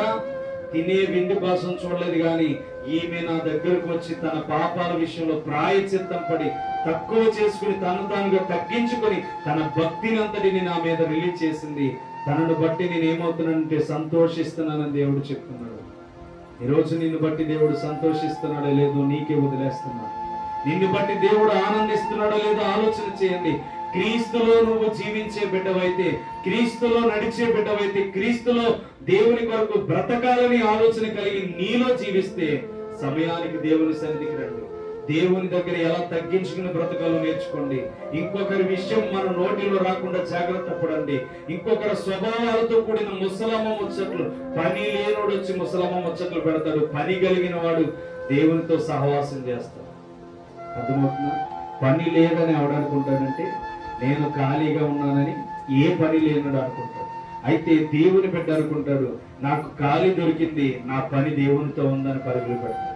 అందుకనే నువ్వేం చేయాలంటే దేవుడు నీ నుండి ఏం ఆశిస్తున్నాడో మొట్టమొదటి అడగండి.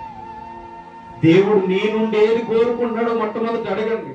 దేవా నాకు ఇంత గొప్ప భాగ్యాన్ని ఇచ్చావు, నీ వాక్యంలో స్థిరపడి ఆలోచనలు ఇచ్చావు, మంచి వాక్యాలతో నాకు గద్దెంపునిస్తున్నావు, నేను ఎలా బ్రతకాలో నాకు నేర్పిస్తున్నావు, నా కుటుంబం ఎలా రక్షించబడాలో నాకు తెలియజేస్తున్నావు, నా కుటుంబం దేని విషయంలో పైకి లేవాలో ప్రతిదీ తెలియజేస్తున్నావు, నేను ఎలా ఉంటే ఆశీర్వదించబడతానో నాకు తెలియజేస్తున్నావు. వీటన్నిటిని బట్టి నేను ఎలా ఉండాలి ప్రభు అని చెప్పి నువ్వు దేవుడిని అడగాలి.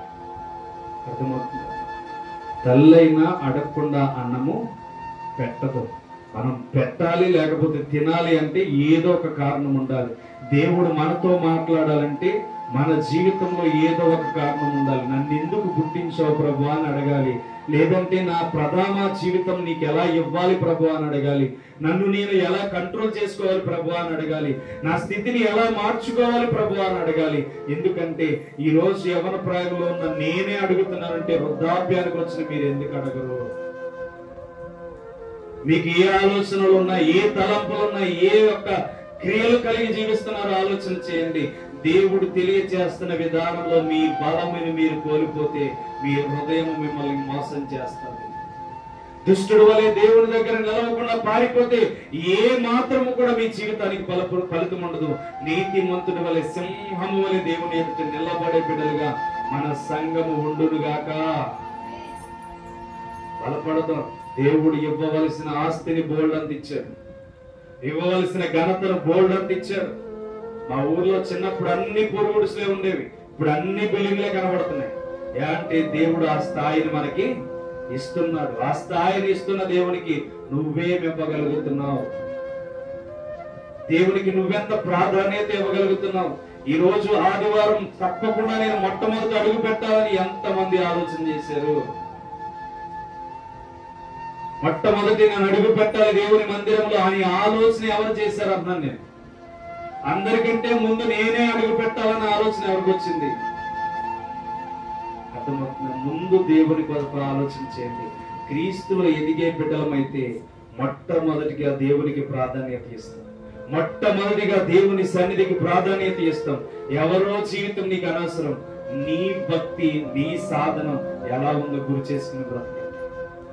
దేవుడు మనల్ నుంచి కోరుకునేవి చాలా ఉంటాయి, దేవుడు మనకిచ్చేవి కూడా చాలా ఉంటాయి. వీటన్నిటిని బట్టి నువ్వేం చేయాలంటే దేవుడికి నువ్వేమివ్వాలో అడుగు, దేవుడు నీకేమివ్వాలో తన తలంపులన్నీ తెలియజేసు.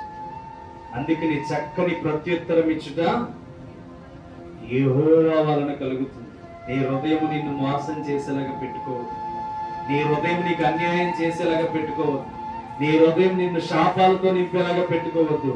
నువ్వు ఎలా ఉండాలి అంటే చక్కని ప్రత్యుత్తరం ఇచ్చే యెహోవా స్వాధీనంలో మనమందరం ఉండుగాక. ఆమేన్. అర్థమవుతుందా? దేవునికి ఇద్దాం ప్రిఫరెన్స్. దేవునికి అవకాశం ఇస్తే మనమల్ని గొప్ప భక్తిలోనికి తీసుకువెళ్తాడు, మనమల్ని గొప్ప సాధనాలుగా తీసుకువెళ్తాడు. మీరు దేవునితో భక్తి చేయడం ప్రారంభిస్తే ఈ గ్రామంలో ఉన్న వాళ్ళందరికల్లా మీ కుటుంబాలని గొప్ప ప్రఖ్యాతిగాంచిన పేరుగా దేవుడు నిలబెడతాడు. ఆమేన్. చెప్పండి, అది మీకు ఆశీర్వాదం కలిగిన మాట. అర్థమవుతుందా? ఈ గ్రామంలో కల్లా గొప్ప పేరుని దేవుడే మీకు తీసుకొస్తాడు. ఎందుకని అంటే మీరు దేవునికి సాధనముగా మార్చబడ్డారు కనుక మీ సాధనం అంతటిని ఎలా చెక్కాలో ఆయనకి తెలుసు. చెక్కిన వానికి చక్కని ప్రత్యుత్తరం ఇవ్వటం ఏ సమయంలో ఇవ్వాలో తెలుసు కనుక ఆ సమయం ముందు దేవుడు నీకు ఏం చేస్తాడంటే గొప్ప అవకాశాన్ని దేవుడు ఇవ్వడం ప్రారంభిస్తాడు. అందుకని నువ్వు నేను కూడా ఏం చేయాలంటే దేవుని కొరకు విశేష జ్ఞానం కలిగి వెతకడం ప్రారంభించాలి. దేవుని కొరకు జ్ఞానవంతులుగా పరుగులు పెట్టడం నేర్చుకోవాలి. ఎందుకంటే దేవుడు చెప్తున్న మాట, పాపుల కొరకు మాత్రమే నేను వచ్చాను అన్నాడు. ఈరోజు వాక్యం వింటున్న నీవు నేను కూడా క్రీస్తులో జీవిస్తున్న బిడ్డలం. పాపానికి మనకి చోటు లేదు, పాపానికి మనకి స్థానం లేదు. ఇదిగో వీడికి రేపొద్దున ఎగ్జామ్ చదువుకోవడానికి ఇంటికాడ విడిచిపెట్టేయచ్చు. ఎందుకు తీసుకొచ్చానో తెలుసా? దేవుని దగ్గర ఉంటేనే వాడికి ప్రతిఫలం దొరుకుతుంది, దేవునితో ఉంటేనే ప్రతిఫలం దొరుకుతుంది. వాడు ఎంత గొప్ప ఎగ్జామ్స్ రాసినా దేవునికి ప్రాధాన్యత ఇస్తేనే వాడి జీవితం బాగుంటుందని నేను తెలుసుకున్నాను కనుక వాడిని విడిచిపెట్టకుండా బుధవారం తీసుకొస్తున్నాను, ఆదివారం కూడా తీసుకొస్తున్నాను. ఎందుకంటే దేవునిలో అంత గొప్ప ధన్యత ఉందని నేను గ్రహించగలిగాను కనుక అది వాడికి నేర్పించాలని. ఎంత ఎగ్జామ్స్ ఉన్నా దేవుడు వాడిని స్థిరపరుస్తాడని నాకు తెలుసు కనుక మిమ్మల్ని కూడా స్థిరపరచాలనే ఉద్దేశంతో దీన్ని చెప్తున్నాను, కానీ నా సొంత అభిప్రాయం కాదు. కాబట్టి నువ్వు దేవునికి ఎంత ప్రాధాన్యత ఇవ్వగలిగితే అంతగా క్రీస్తులో ఎదగడం ప్రారంభిస్తావు. ఎందుకంటే సాతానుడు ఏ విపత్తులు వేసి మన మీద దాడి చేసి మనల్ని ఈ లోకం నుంచి తీసుకుపోవాలో వాడికి తెలుసు. వాడు ఏ అన్యాయం చేసి మన జీవితాల నుంచి లాక్కెళ్ళిపోవాలో వాడికి తెలుసు. కానీ దేవుడు అంటున్న మాట, దుష్టుడు తను చేస్తున్న పాపముల నిమిత్తం మరణం నుండి నాకు సంతోషం లేదు. వాడు నీతిమంతుడై తన క్రియలను విడిచిపెట్టి ఎప్పుడైతే నా మార్గంలోనికి వస్తాడో అతని యందు నాకు సంతోషం దొరుకుతుందని ఇదే ప్రభు అయిన యెహోవా వాక్యాన్ని దేవుడు తెలియజేస్తున్నాడు. ఈ రోజు దేవుడు మనకి నేర్పిస్తున్న విధానంలో మనం పాపులమే, కానీ క్రీస్తుని తెలుసుకున్న తర్వాత దేవుని బిడ్డలుగా మార్చబడ్డాం. ఈ రోజు నుంచి మనం క్రీస్తులో ఎదగాలంటే మొదటిది నీ శత్రువును, నీ కోపాన్ని, నీ యొక్క శాపాలని అన్నిటిని విడిచిపెట్టి మొట్టమొదటి ప్రాధాన్యత దేవునికి ఇవ్వగలిగితే దేవుడు మనల్ని అధిక ఆశీర్వాదములతో నింపునుగాక. ఆమేన్.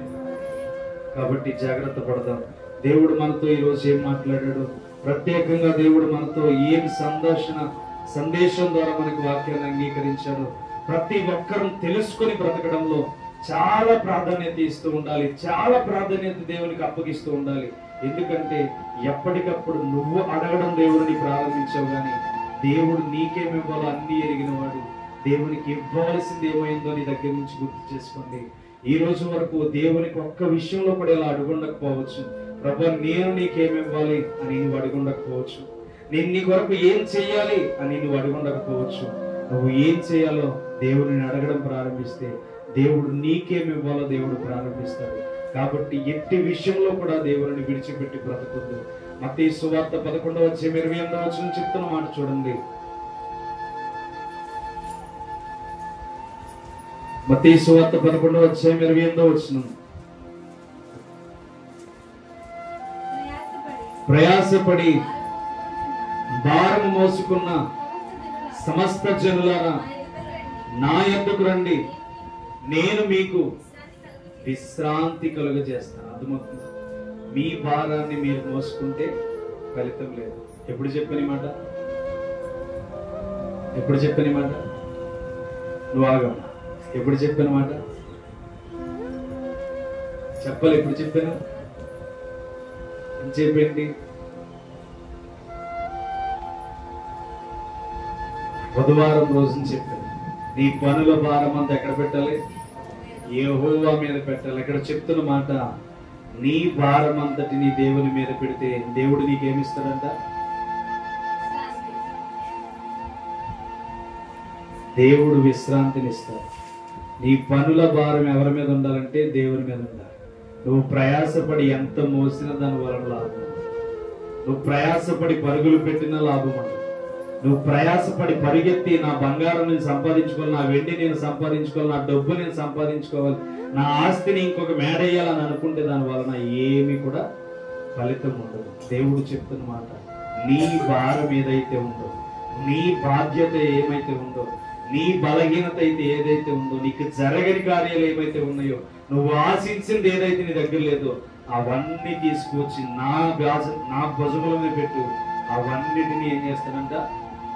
తీర్చి నీకు విశ్రాంతి కలుగజేస్తాడు. అందుకే నీ కింద వచనంలో కూడా అంటాడు చూడండి, 29వ నేను సాత్వికుడను, దీన మనస్సు గలవాడును గనుక నీ మీద నా కాడి ఎత్తుకొని నా యొద్ద నేర్చుకొనుడి, అప్పుడు నీ ప్రాణములకు విశ్రాంతి దొరుకును. ఏలయనగా నా కాడి సులువుగాను నా భారము తేలికగాను ఉన్నది. దేవునికి స్తోత్రం. నేను సాత్వికుడును దీనమనస్సు గలవాడును గనుక మీ మీద నా కాడి ఎత్తుకొని నా యొద్ద నేర్చుకుని, అప్పుడు మీ ప్రాణములకు విశ్రాంతి దొరుకుతుంది. అర్థమవుతుందా? పని చేసినప్పుడు ఎంతకాలం చేస్తానని ఈ పని అని ఎంతమందికి అనిపించింది? అందరికి అనిపించింది, అనిపిస్తుంది, నాకు అనిపించింది. అర్థమవుతుందా? కానీ దేవుడు అంటున్న మాట, మీ భారాన్ని నా మీద పెడితే మీ కాడి సులువుగా చేయడం నా వంతు. మీ కాడిని సులువుగా చేసి విశ్రాంతిని ఇవ్వడం నా వంతు. నేనే మోయాలి, నేనే చేయాలి, నా వల్లనే అవుతుంది, నా వల్లనే జరుగుతుంది అనుకుంటే అది నీ పొరపాటు, అది నీకు భారం. ఆ భారం తీసుకువెళ్ళి నా దేవుడే చేస్తాడు, నా దేవుడికి అసాధ్యమైనది ఏదీ లేదు, నా దేవుడు ఏదైనా సాధ్యపరచగల దేవుడు నువ్వు ఎప్పుడైతే అనుకుంటావో, నీ భారం అంతా ఆయన తీసుకొని నీ భారం అంతటిని విశ్రాంతిగా దేవుడు మార్చేస్తాడు. అందుకే నేను ఆ కాడి సులువుగాను నా భారము తేలికగాను ఉన్నవి. కాబట్టి దేవుని దగ్గర అంతా తేలికే. నువ్వు మొయ్యాలనుకుంటే ఏమీ ఉండదు. అర్థమవుతుందా? ఇంచుమించు నెలకి నేను 8,000 9,000 కట్టాలి ఈఎంఐ. అవన్నీ టెన్షన్ పెట్టుకో. ప్రార్థన చేస్తాం, దేవునితో ఉంటాం, ప్రార్థన చేస్తాం, దేవునితో ఉంటాం. ఏదో ఒక ద్వారం దేవుడు ఏం చేస్తాడంటే అలా ఓపెన్ చేస్తాడు. అంత సులువుగానే జరుగుతుంది. కష్టపడను చెయ్యాలి, రేపొద్దునే కట్టాలంటే రేపటికి కూడా దేవుడి రాత్రి అరేంజ్ చేస్తాడు. అంత కాన్ఫిడెంట్ దేవుడి మీద. అందుకని మీ భారం ఏం చేయాలంటే ఎవరి మీద పెట్టాలి? యెహోవా మీద పెట్టండి. అప్పుడు మీరు కష్టపడుతున్నప్పుడు మీ శరీరానికి బలం ఇస్తారు. మీరు శ్రమ పడుతున్నప్పుడు, మీరు బాధపడుతున్నప్పుడు మీ యొక్క శరీరానికి సంతోషకరమైన మార్గాన్ని ఇస్తారు. అందుకని మనం ఏం చేయాలంటే సుంకరి వలె మనం ఆలోచన చేయాలి, పరిచయుడి వలె ఆలోచన చేయాలి. ఇంటిలోకి దేవుణ్ణి పిలుచుకుంటే లాభం లేదు, కానీ దేవునికి ప్రాధాన్యత ఇవ్వాలి. ఇంటిలోనికి పిలిచాడు, దేవునికి ప్రాధాన్యత ఇవ్వాల. ఎక్కడో ఉన్న పాపాత్మురాలు ఇంటిలోనికి వచ్చి ఆయనకి నీళ్లు కడుక్కోవడానికి నువ్వు నాకు చెంబు కూడా ఇవ్వలేదు, ఈమె నా పాదములను కన్నీళ్లతో అత్తరితో తల వెంట్రుకలతో తుడుస్తుందని దేవుడు చెప్తున్నాడు. దేవుడు నీ ఇంట్లో ఉంటే సోటం ఎవరింట్లోనైనా దేవుడు ఉంటాడు, కానీ ఆ ఇంట్లో దేవునికి ప్రాధాన్యత ఉందో లేదో దేవుడు గమనిస్తాడు. కాబట్టి నీకు విశ్రాంతి దొరకాలన్నా దేవునికి ప్రాధాన్యత ఉండాలి. నీ భారము తేలికగా మారాలన్నా దేవునికి ప్రాధాన్యత ఉండాలి. దేవుని విషయంలో నీ జీవితం ఎలా ఉండాలంటే గొప్ప ఖ్యాతిని అనుభవించే రీతిగా ఉండాలి. మన ఇంట్లో ముసలమ్మ ముచ్చుట్లో ఉంటే దేవుడు ఉండడు, దేవుడు వినడానికి విసుగొచ్చేది. కాబట్టి ఇవన్నీ మన దగ్గర లేకుండా ఎదుట వారి ఇల్లు జోలు మనకు అనవసరం. మన ఇల్లుని చక్కబరుచుకొని ఈ ఇంటిని మరలా పరలోకంలో చేర్చుకునే రీతిగా మన జీవితం ఉండాలి. అర్థమవుతుంది? ఇదే భారంతో ప్రార్థన చేస్తున్నాను. మీ కుటుంబాల కోసం మీరు ప్రార్థన చేసుకోండి, మీ భారం కోసం మీరు ప్రార్థన చేసుకోండి. 8వ తరగతి చదువుతున్న బిడ్డనే తండ్రి నాశనం చేయడానికి చూస్తే కాలం ఎక్కడుంది? పక్కింటి వాడి కూతురి మీద కన్నేసిన వాడు నాశనం చేయకుండా ఎలా ఉంటాడు? కాలేజీకి వెళ్ళి పిల్లల్ని తీసుకువెళ్ళిపోయి నాశనం చేయాలని ఎలా అనుకుంటాడో అన్నిటిని బట్టి ఆలోచన చేసి బాగా బ్రతకండి. ఈ పరిపాలనలో ఇంచుమించు ఎక్కువ గొడవలు జరిగిందల్లా ఆడపిల్ల మిస్సింగ్ కేసులు ఎక్కువ జరిగిపోయాయి. ఈ పరిపాలనలో మిస్సింగ్ కేసులు అన్ని ఎక్కువ ఎక్కడ జరిగినాయి అంటే ఈ పరిపాలనలో జరిగినాయి. పట్టించుకునే నాదుడు ఒక్కడు కూడా లేడు. జరుగుతున్నారు, నాశనం చేస్తున్నారు, కాలువల్లో పడేస్తున్నారు, కాల్ చేస్తున్నారు, ఏదో ఒకటి చేసి మాయం చేస్తున్నారు. మిస్సింగ్ కేసు పెడతారు, మిస్సింగ్ కేసులాగానే ఆగిపోతుంది. కాబట్టి ఎక్కడికి వెళ్ళినా సంఘస్థులు జాగ్రత్తగా పంపండి. జాగ్రత్తగా ఇంటికి వచ్చేంత వరకు కూడా కాపుదల, ఎవరొకరు ప్రొటెక్షన్ కలిగించుకోండి. ఎప్పటికప్పుడు ప్రతి ఒక్కరూ దేవునికి చోటు ఇవ్వడం ప్రారంభించండి. ఎందుకంటే ప్రార్థన చేసుకుని బయటికి వెళ్ళడం మానొద్దు. ప్రతి ఒక్కరూ ప్రార్థన చేసి పనికైనా వెళ్ళండి, లేకపోతే కాలేజీలకైనా స్కూల్కైనా ఎక్కడికి వెళ్తున్నారు ప్రార్థన చేసుకుని బయటికి వెళ్ళండి. ఆదమరుపులో మర్చిపోయారంటే దేవుని బిడ్డగా నువ్వు ముద్రించబడవు. బయటికి వెళ్ళే ప్రతి ఒక్కరూ ప్రార్థన చేసుకుని దేవునికి అప్పగించి మీ బాధ్యతను వెళ్ళండి. అట్టి దీవెనలు దేవుని దగ్గర నుంచి మనం పొందుకోవాలంటే దేవునికి ప్రాధాన్యత ఇవ్వాలి. ముసలమ్మ ముచ్చట్లు విడిచిపెట్టి నీతిమంతులుగా జీవించడానికి దేవుడు మనకి ఎంతో కృపను దయచేయను గాక. అట్టి కృపలో దేవుడు మన సంఘాన్ని అభివృద్ధి చేయను గాక. జ్ఞానముతో దేవుడు సంఘాన్ని నింపును గాక. వివేచనతో దేవుడు స్థిరపరచబడును గాక. సుంకరి వలె మనం ప్రార్థనలు చేయడం గాక. వేద విధురాల వలె దేవునికి ప్రాధాన్యత ఇచ్చడం గాక. దేవుని విషయాల్లో కృప కలిగి జీవించడం గాక. ఒకరించి ప్రార్థన చేద్దాం. ప్రతి ఒక్కరు తరలు వచ్చి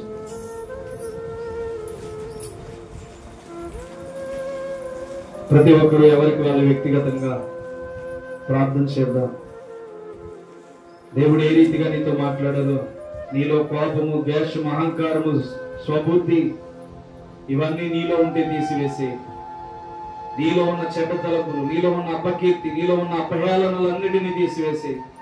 నీ జీవితంలో దేవుడు చెప్తున్న మాటలను విడిచిపెట్టి అన్యుల వలె బ్రతకొద్దని దేవుడు చెప్తున్నాడు. అన్యుల వలె నీవు జీవించొద్దని దేవుడు చెప్తున్నాడు.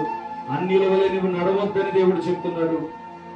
ఈ రోజు నువ్వు దేవునికి ఏమివ్వాలని అడుగుతున్నావో నాకు తెలియదు, కానీ దేవుడు నీ నుంచి ఏం కోరుకుంటున్నాడు అడగండి. నా నుండి నువ్వేం కోరుకుంటున్నావు ప్రభువా? నేను నీకేమి ఇవ్వలేకుండా ఆగిపోయాను ప్రభువా. నీ మార్గంలో నేను ఏమివ్వకుండా ఆగిపోయాను ప్రభువా. నీ చిత్తంలో నేను ఏమివ్వకుండా ఆగిపోయాను ప్రభువా. నా బ్రతుకేంటి ప్రభా, నా ఆలోచన ఏంటి ప్రభా, నా ప్రవర్తన ఏంటి ప్రభా?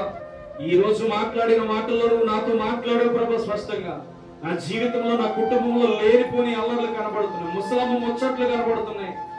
అయ్యో సుంకరి వలె నేను కన్నులెత్తి ప్రార్థన చేసే ధన్యత నాకు ఇవ్వు ప్రభా. సుంకరి వలె తగ్గించుకుని చేసే ప్రార్థన నాకు ఇవ్వు ప్రభా. పరిచర్య వలె గర్వం తీసివేయి ప్రభా. నీ అంతటా సింహం వలె నిలబడాలి పరిశుద్ధాత్ముడు, నీతిమంతుడిగా నిలబడాలి ప్రభా అని చెప్పి నువ్వు ప్రార్థన చేయి. నేటి దినాన్ని నువ్వు అనుకున్నవన్నీ జరగాలని అనుకుంటే దేవునికి మొట్టమొదటి ప్రాధాన్యత ఇవ్వాలి. నువ్వు క్రీస్తులో ఎదిగే బిడ్డవైతే, క్రీస్తులా జీవించాలనుకునే బిడ్డవైతే దేవుడు నీతో మాట్లాడిన విధానాన్ని విడిచిపెట్టొద్దు. దేవుడు నీకు తెలియచేసిన విధానాన్ని విడిచిపెట్టొద్దు.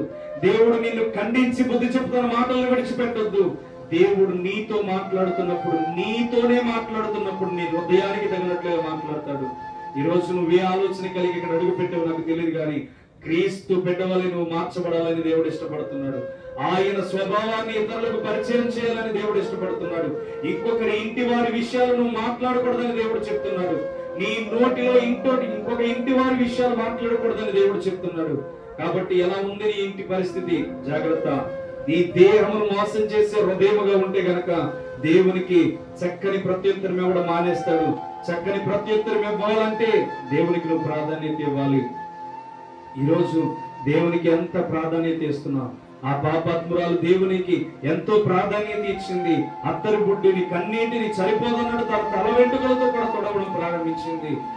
రెండవదిగా వేద విధవరాలు తన కానుకని ఇవ్వడంలో దేవునికి ఎంతో ప్రాధాన్యత ఇచ్చింది. హృదయంలో ఇష్టపడి దేవునికి ఇచ్చింది. ఈరోజు నీ హృదయం ఎలా ఉంది?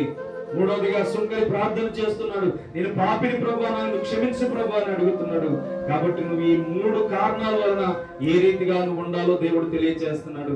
గర్వించే తలంపులు, అహంకారపు స్వభావం, స్వస్థ బుద్ధి లేని జీవితం, ఈ రీతిగా మన జీవితం ఉంటే, ఒకవేళ దేవుని విషయాల్లో కూడా దొంగతనం చేస్తూ ఉంటే, దేవునికి ఇవ్వాలని ప్రేరేపించబడి దాన్ని కూడా నువ్వు దొంగలిస్తే గనక జాగ్రత్త. అది దేవునికి ఇష్టమైన కార్యం కాదు. దేవుడు నీ హృదయాన్ని బట్టి నీకు ప్రత్యుత్తరం ఇస్తాడు. ఈరోజు నువ్వు ఎలా ఉంటున్నావో, నీ జీవితం ఎలా ఉంటుందో, నీ బ్రతుకు ఎలా ఉంటుందో కేవలం వాక్యం విని వెళ్ళిపోయేలాగా ఉంటే దేవుడు నిన్ను లక్ష్యం చేయడు. వాక్యాన్ని హృదయంలో అంగీకరించి, వాక్యాన్ని హృదయంలోనికి తీసుకుని నీ కోసం ఏమి ఇవ్వాలి ప్రభు? ఇంతకాలం నా కోసం అడుక్కున్నాను కానీ, నా కోసం నేను బ్రతిమాలుకున్నాను కానీ, నా కోసం ఇది చేయి, ఇది చేయి, ఇది చేస్తే నీకు ఇది ఇస్తానని చెప్పి దేవుని దగ్గర కండిషన్లు పెట్టుకున్నావు కానీ, ప్రభు నీ కొరకు నేను ఏం చేయాలి ప్రభు అని ఎప్పుడైనా అడిగేవా? నువ్వు ఆశిస్తున్నట్లుగానే దేవుడు నీ నుండి ఏదైనా ఆశిస్తాడు కదా. దేవుని దగ్గర కండిషన్ పెట్టుకుని ఇది చేస్తే ఇది చేస్తాను నీ కోసం అంటే అది దేవుడు ఆశించడు. ఇది చెయ్యకపోయినా నీ కొరకు చేస్తాను ప్రభువా, నీ ఇష్టాన్ని నేను వదులుకోను ప్రభువా, నీ ఇష్టాల్లో నేను పాల్పొంగులు పొందుతాను ప్రభువా. నీకేం కావాలో నా నుండి అడుగు ప్రభువా, నేను ఇవ్వడానికి సిద్ధంగా ఉన్నాను. నువ్వు నా నుండి ఏం కావాలని అనుకుంటున్నావు అది నాకు కావాలి ప్రభువా. ఇంతకాలం నువ్వు నాకు చాలా ఇచ్చావు, చాలా తీసుకున్నాను, చాలా విషయాలు కార్యాలు చేశావు, నీ మేలులు మరిచిపోలేనివిగా నాకు చేసావు తండ్రి. కానీ నేను నీకు ఇస్తానని కండిషన్ పెట్టుకుంటున్నానేమో, నీకు ఇవ్వాలని కండిషన్లు పెట్టుకుంటానేమో, నువ్వు చేస్తేనే చేస్తానని కండిషన్లు పెట్టుకుంటానేమో ప్రభువా. ఇవన్నీ నాలో ఉండకూడదు ప్రభు. తగ్గింపు జీవితం కావాలి. నువ్వు ఇచ్చినా ఇవ్వకపోయినా నువ్వే గొప్ప దేవుడు, నువ్వు చేసినా చేయకపోయినా నువ్వే గొప్ప దేవుడు. నీకోసం నేను చేస్తాను ప్రభు అని చెప్పి నీ హృదయం ఉండాలి. ఇస్తే ఇస్తానన్నది దేవుడికి ఇష్టమైనది కాదు, నువ్వు చేస్తే చేస్తానన్నది దేవుడికి ఇష్టమైనది కాదు. ఆ పాపాత్మురాల్ని ఎవ్వరు చూడట్లేదు కానీ దేవుడు తన హృదయాన్ని గుర్తించాడు. తన పశ్చాత్తాపాన్ని గుర్తించాడు, తన బలహీనతను గుర్తించాడు. ఈరోజు నువ్వు అనుకోవచ్చు, నీ పరిస్థితిని ఎవరు చూడట్లేదు, 4 గోడల మధ్యన ఏడుస్తున్నావు, 4 గోడల మధ్యన కన్నీటితో బాధపడుతున్నావు, కృంగిపోయి నలిగిపోయి వేధిస్తూ అయ్యో నా పరిస్థితి ఏంటి ప్రభు అని చెప్పి చాలా బాధ, కఠినమైన పరిస్థితి.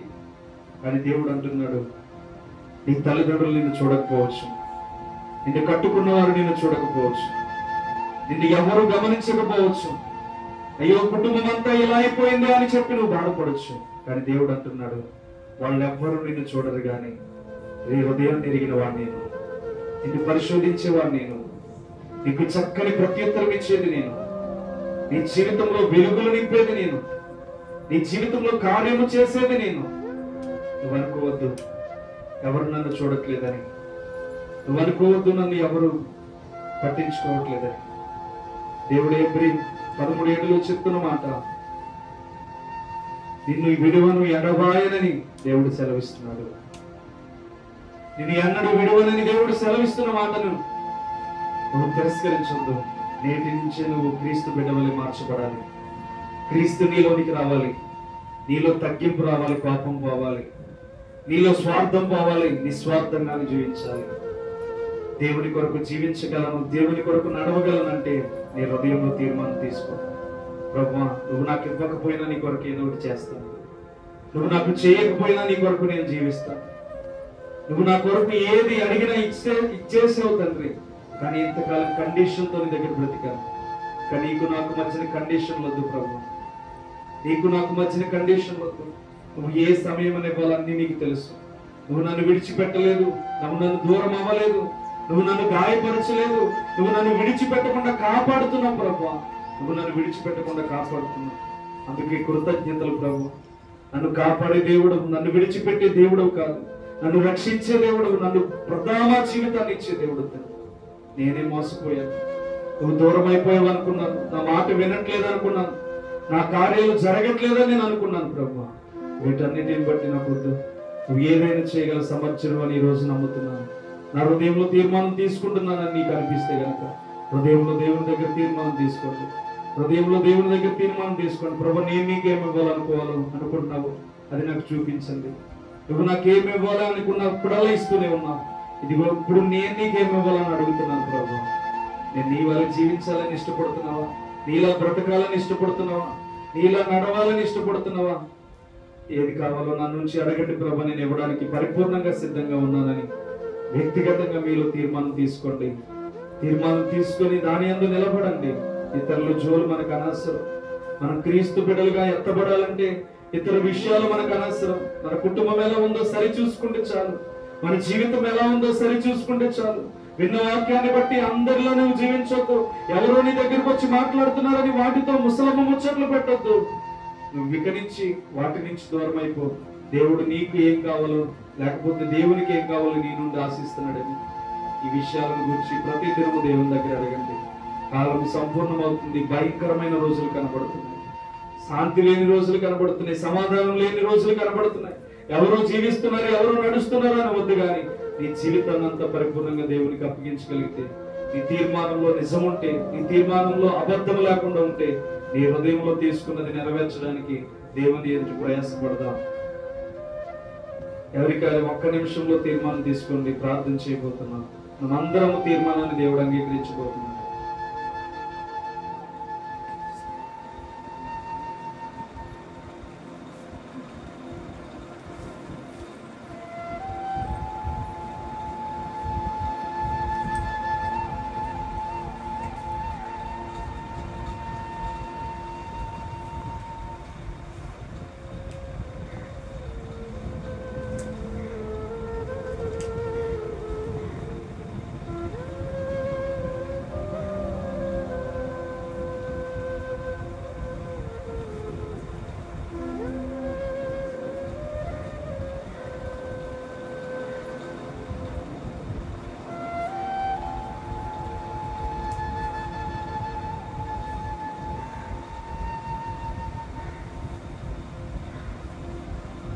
స్తోత్రం, స్తోత్రం, స్తోత్రం, స్తోత్రం, స్తోత్రం.